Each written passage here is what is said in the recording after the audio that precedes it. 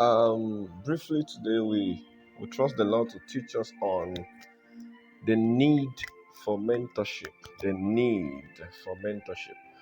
Yesterday, I went to see my mom. So while I was discussing with her, I met a young boy, who has just finished secondary school education, and I was speaking with him. I could see so much zeal, so much love for God. He wants to work for God. He wants to work with God. So I asked him, "What are you doing currently?" He said, "I'm not doing any work. I'm just, I'm just working for God." He said, "I'm going to this church. I'm serving in this church. I'm also going to this other church. I'm serving in the two churches. Sir, I know that I have the call of God upon my life. So I know there's no need to do any work. I should just be working for God so that it will be easy and things like that." So I have to sit him down and I have to call him and begin to talk with him. So I told him that for the fact that God will use you, for the fact that the Lord will have you work for Him, does not mean you will not do something. Even considering the fact that you are not from a rich background, people like me, when I finish secondary school, I have to do some work, teach in some schools, travel to Lagos, do some petty, jobs before coming back to start going to school and things like that. So I now counseled him. I said, "Thank God for his call, but you need to do something. See, if you don't do something, you will end up finding yourself doing some things that you never planned doing."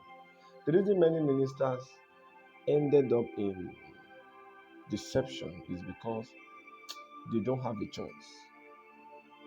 They have been so carried away by zeal that they forgot what they are supposed to do. So, you know, by the time finances, the need to spend money begin to arise, they did not have any source to cater for it. So they have to do anything to get money. And in their process of doing anything to get money, they diverted. So from being pure to being ungodly, there was a diversion. You see, the problem the boy has is not that God has called him. It's not the call of God. It's not sensing the call of God early. The problem the boy has is lack of mentorship. I told one of my brother that followed me. I was now, after I ended my discussion with the boy, I was now speaking to the brother that followed me. I said, the problem this boy has is not the call of God, but the lack of mentorship. Many of you, by grace, you have some people you submit to. You have some people that mentors you, but you don't value it. You think it's just well, because they say we need a mentor, let's just find somebody. No. You see, your zeal is not enough. You need direction. You need somebody to guide you, to help you channel your zeal in the right direction. The problem the boy has now is lack of mentorship. There's no mentor, so he's just doing what he thinks is right in his own eyes. As long as he's doing it in the house of God, so he thinks everything is fine. So my message to us this morning is there's a need for you to have a mentor. There's a need for you to have somebody that can guide you, that can give you instructions. I know you have the zeal, I know you have the strength, I know you have the call of God upon your life, but you need to submit to people that can help you, that can guide you, that can give you instructions on how not to waste the strength you think you have. You see, the glory of the youth is in their strength, but at the same time, you must understand that if you start engaging in activities that you are not supposed to engage in, you will be using your strength in the wrong direction, and that can be tantamount to wastage. So many young people have zeal, they have the call of God, but they lack mentorship. So they do anything that looks right to them, which is very wrong. So if you are there, you are listening to me, maybe you are in the same category, you need somebody to submit to. You need somebody that can give you instruction. You need somebody that can guide you, somebody that can pray for you, somebody that can counsel you, somebody that you know and you are sure this person is following God. Are you there? I'm just trying to open our eyes to the need for mentorship. Some of us don't think it is needful. Your mentor is not your friend. They may act as your friend, but they are not your friend. Better still, you can call them your senior, whatever, but they are not your friend. If you see them as your mate, you will not take their instructions seriously. So you need somebody that can guide you. You need somebody that can give you instructions. You need a spiritual father too, or spiritual, somebody that you need a father in faith. Yes, that's the best word to use now. That's the best term. You need a father in the faith, somebody that can mold you to form the image of Christ, somebody that can help you, that can mold you into the image that looks like that of Christ. You need somebody from whom you can get instructions, spiritual instructions that will help you and nurture you in the right path. I have zeal, I have vision, I have this, I have that. I've heard God is not enough. There are some people that knows more than you do. So instead of you living your life based on trial and error, you don't know if it will work, probability kind of life, submit to a father, submit to a mentor. Let them guide you. Are you there? Let them guide you. Let them be responsible for certain things. Don't just live alone. Don't stand solo. Don't stand in isolation. Submit to someone, and you don't just pick anybody. Oh no, okay, there's a need. Okay, I need to get a mentor now, so let me just pick. It's not. You don't do many more. It's not a random kind of picking. Prayerfully select a person that can mentor you, somebody that can give you instruction. Prayerfully, you select the person. You go to God in prayers. Who can help me achieve this? And the Lord is faithful. I trust the Lord. He is faithful because He knows you need it. Of course, He will respond to you and He will show you. Are you there? He will show you His will for you, and that will settle whatever confusion you have around your life. I think you need to learn from this boy. Thank God it's not too late for him anyway.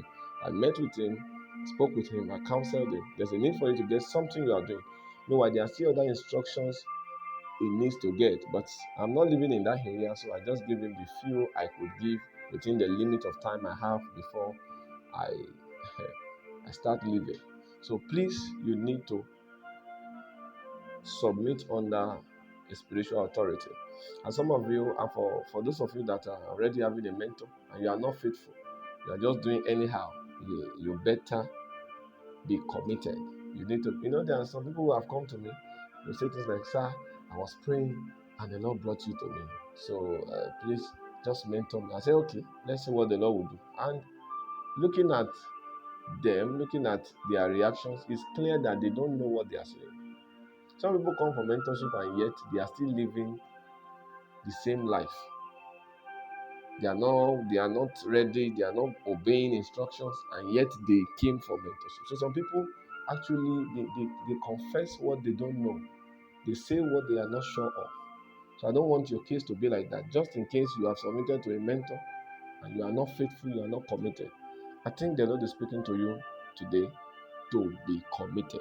The tool for mentorship is commitment. If you don't show yourself responsible, you will miss a lot of instructions. You need to be connected. You need to be connected. The person that is mentoring you, you need to be connected to the person so that he or she will be able to get instructions from the Lord that can nourish your life. But if you are not connected, you are just saying is my mentor with your mouth and your heart is not connected, you will miss a lot of spiritual instructions because a man that has the fear of God will not formulate anything that the Lord is not saying just to suit you. No, he won't do that.